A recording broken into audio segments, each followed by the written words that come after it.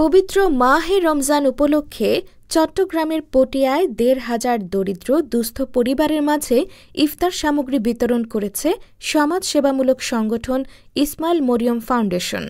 গেল শনিবার উপজেলার ধলঘাট ইউনিয়নে এ ফাউন্ডেশনের চেয়ারম্যান এবং খাতুনগঞ্জ ট্রেড অ্যান্ড ইন্ডাস্ট্রিজ অ্যাসোসিয়েশনের কার্যকরী সদস্য মোহাম্মদ শফিউল আলম বাদশার পক্ষ থেকে এই সামগ্রী বিতরণ করা হয়।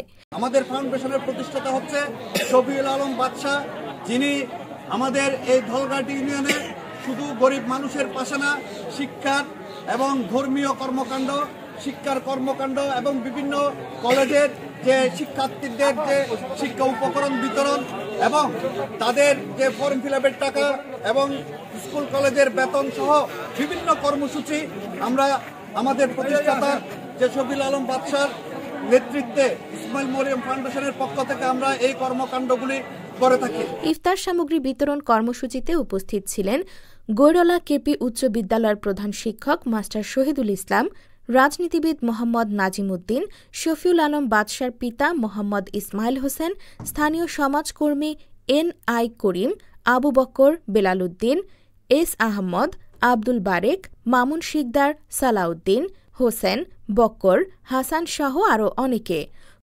বহুত মানুষ তো পরিবার আছে না, হ্যাঁ মরদ এরকম এই ফেলে মানে কি রূপ ফাইনাল করবে খানা আগে আদাদের ইন ইসারি দিব হাত দিয়া ফেও দেখো আল্লাহ যদু দিয়ে তোর মাথারত কিনা হাদাল হতা তো বল দক বাই কিনা হাদার দিত কারমান আর প্রতি বছর খাই গান অন্য বছর দিছি এখন দিয়ে দে এই জিনিসকে খাইরা বাদে আর ও দোয়ানো করে হার বুঝু আর তা আর ৭২ বেশি নয় মানে বাদে এখন করে তো আবদ দিও এই দিও তা তো লাগে এত এটা তার বুঝতে কিনা। ফাউন্ডেশনের চেয়ারম্যান মোহাম্মদ শফিউল আলম বাদশা বলেন, পবিত্র রমজান মাসে দান সদকা, রোজাদারদের সেহরি ইফতারির ব্যবস্থা করাও একটি ফজিলতপূর্ণ ইবাদত।